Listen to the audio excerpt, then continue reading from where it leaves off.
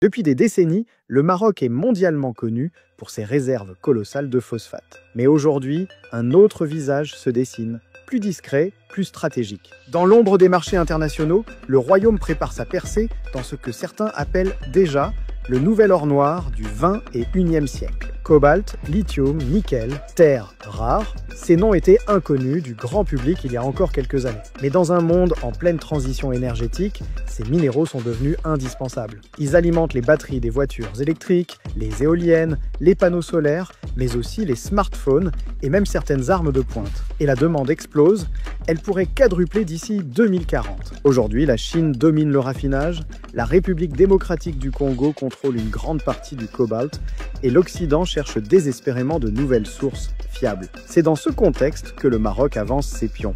Discrètement mais sûrement. Sous le sable et la roche marocaine, on trouve bien plus que du phosphate. Du cobalt associé à des gisements de nickel et de cuivre. Du lithium niché dans les lacs salés d'Erachidia et dans certaines roches de l'Anti-Atlas. Et un atout unique, un uranium dissimulé dans les phosphates en concentration parmi les plus élevées au monde. Une ressource qui, demain, pourrait alimenter à la fois les engrais et les centrales nucléaires. Mais le Maroc ne veut pas se limiter à extraire et exporter. Sa stratégie est claire. Contrôler toute la chaîne de valeur, de l'exploration à la transformation et même à la fabrication de composants industriels. Objectif : créer de la valeur sur place, former une main-d'œuvre qualifiée et ne plus dépendre uniquement des matières brutes. Des réformes du code minier ont été engagées, des centres de recherche financés et des partenariats internationaux tissés avec l'Europe et les États-Unis. Bruxelles voit dans le Maroc une alternative stratégique à la Chine. Washington, lui, y voit un allié pour sécuriser ses chaînes d'approvisionnement critiques. Contrairement à certains voisins qui misent presque exclusivement sur les hydrocarbures,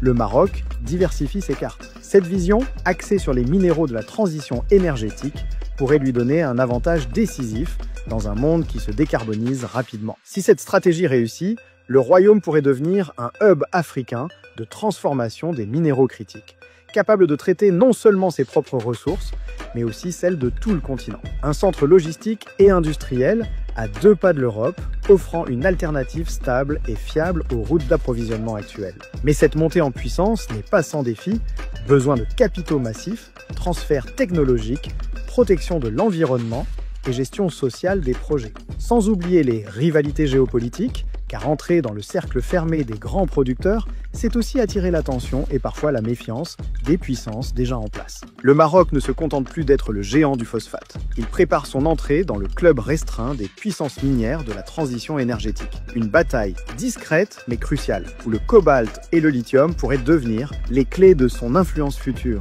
Dans les décennies à venir, ceux qui contrôleront ces ressources contrôleront une partie de l'économie mondiale. Et le Maroc, désormais, est bien décidé à en faire partie.